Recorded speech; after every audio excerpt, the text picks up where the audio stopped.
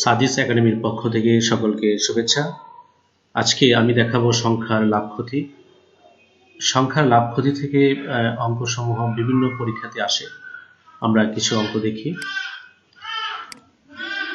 প্রথমেই আমি একটা অঙ্ক দিয়েছি, যে অঙ্কটা 26তম বিসিএস পরীক্ষায় এসেছে। অঙ্কটি এরকম যে 3টির ক্রয় মূল্য 2টির বিক্রয় মূল্যের সমান হলে লাভের হার কত?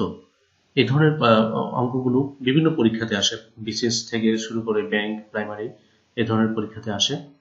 তো আমরা যদি প্রশ্ন একটু ভালোভাবে খেয়াল করি, এখানে লেখা আছে যে 3টির ক্রয় মূল্য 2টির বিক্রয় মূল্যের সমান, অর্থাৎ 3টা যত টাকা দিয়ে কেনা হয়েছে 2টি তত টাকায় বিক্রি করা হয়েছে। তাহলে লাভের হার কত?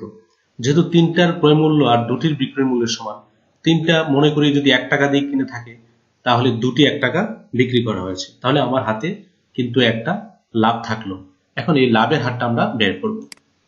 আমরা খুব সহজেই অঙ্কটা করতে পারি যদি শর্টকাট নিয়মে করি, যে লাভ সমান 3 - 2, অর্থাৎ এখানে 3টি থেকে 2টি বিয়োগ, তাহলে আমার হাতে একটি থাকলো, একটি লাভ। তখন এটা আমরা লাভের হার বের করব। লাভের হার বের করি হবে যে লাভের হার সমান, আমরা যা বিক্রি করেছিলাম 2টি বিক্রি করেছি, আর আমার হাতে একটি লাভ ছিল 1, তাহলে 2/1 গুণন, যেহেতু আমাদের শতকরা বের করতে হবে, শতকরা, তার জন্য আমরা 100 দ্বারা গুণ করব। তাহলে 100 দ্বারা গুণ করলে 2 দ্বারা 100কে ভাগ করি, 50 দোকানে 100, 50কে 50, অর্থাৎ লাভের হার 50%। এইভাবে আমরা এই ধরনের অঙ্কগুলো করতে পারি। আমি একটু আবারও রিপিট করি যে 3টার ক্রয় মূল্য 2টির বিক্রয় মূল্যের সমান। তো 2টি যত টাকা বিক্রি করা হয়েছে 3টা তত টাকা দিয়ে কেনা হয়েছিল, তাহলে হাতে একটি লাভ থাকে। তাহলে যে এই 3 থেকে আমরা 2 বিয়োগ করে আমরা হাতে একটি লাভ পেলাম, এটা। আর লাভের হার বের করব, যা বিক্রি করেছি তার নিচে লিখবো, আর হাতে যেটা লাভ ছিল, একটি লাভ ছিল, তাহলে আমরা উপরে একটি লিখবো, গুণন 100। শতকরা যেহেতু আমাদের 100 দ্বারা গুণ করতে হবে, তো 2 দ্বারা 100কে ভাগ করলে 50 দোকানে 100, 50কে 50%। এটাকে আবার আমরা ডিটেইলস করতে পারি লিখিত পরীক্ষার জন্য। ধরি 3টির ক্রয় মূল্য 1 টাকা, তাহলে একটির ক্রয় মূল্য কত হবে? 3/1 টাকা। আবার 2টির বিক্রয় মূল্য 1 টাকা, যেহেতু 3টার ক্রয় মূল্য আর 2টির বিক্রয় মূল্য সমান, তো আমরাও 1 টাকা লিখতে পারি এখানে। 2টির বিক্রয় মূল্য 1 টাকা, সুতরাং একটির বিক্রয় মূল্য হবে 2/1 টাকা। এখন আমরা দেখতে পাচ্ছি এই যে ক্রয় মূল্য 3/1 আর বিক্রয় মূল্য 2/1, এখানে বড় কোনটা? বড় বিক্রয় মূল্যটা, অর্থাৎ 2/1টা বড়, 3/1টা ছোট। তাহলে আমাদের কি হয়েছে? লাভ হয়েছে। তো আমরা লিখতে পারি লাভ সমান সমান 2/1 বিয়োগ 3/1। এটাকে আমরা 3 আর 2 লসাগু 6, এবং এটা যদি বিয়োগ করি 6/1 হয়। এখন লাভটা হলো 6/1। এখন আমাদের শতকরা হার বের করতে হবে, যে শতকরা কত লাভ হয়েছে। তো লাভ আমি পূর্ববর্তী অঙ্কগুলোতে বলেছি যে লাভ সবসময় ক্রয় মূল্যের সাথে সম্পর্কযুক্ত, অর্থাৎ ক্রয় মূল্যের সাথে লাভকে, লাভের অনুপাতটা বের করে, অর্থাৎ লাভটাকে বের করতে হয়। আমরা দেখি যে আমরা ক্রয় মূল্য ছিল 3/1, তাহলে 3/1 টাকায় লাভ হয় 6/1 টাকা। সুতরাং 100 টাকায় লাভ হবে কত? যেহেতু আমাদের শতকরা বের করতে হবে, সুতরাং 100 টাকায় লাভ হবে সমান, এই যে 6/1টা আমরা এখানে থাকবে 6/1, আর 3/1 দিয়ে 6/1কে ভাগ করলে 3/1টা উল্টে যাবে, উল্টে 3টা হবে উপরে, নিচে 1, আমরা নিচে 1টা লিখে নিই। এবার আমরা এটাকে ভাগ করব, 3 দ্বারা 6কে ভাগ করলে 3 দোকানে 6, নিচে 2 হয়, 2 দিয়ে 100কে ভাগ করলে 50 দোকানে 100, অর্থাৎ 50%।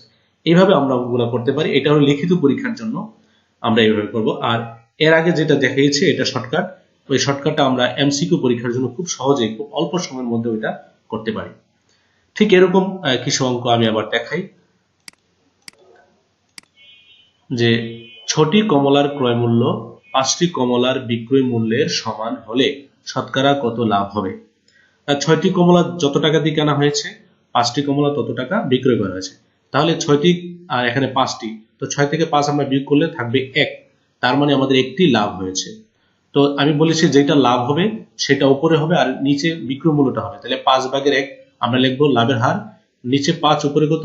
1, তাকে গুণ দেব 100 দ্বারা। তাহলে 5 দ্বারা 100কে ভাগ করলে 5 × 20 100, 20 আর 1 গুণ করলে 20 কি 20, তাহলে 20%। এখানে উত্তরটা দেওয়া আছে 20%।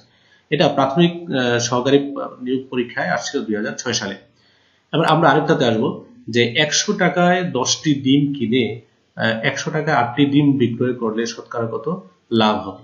তো এখানে 100 টাকায় এখনো 100 টাকায় 10টি কেনা হয়েছে, আবার 100 টাকা 8টি বিক্রি করা হয়েছে, দাম কিন্তু একই।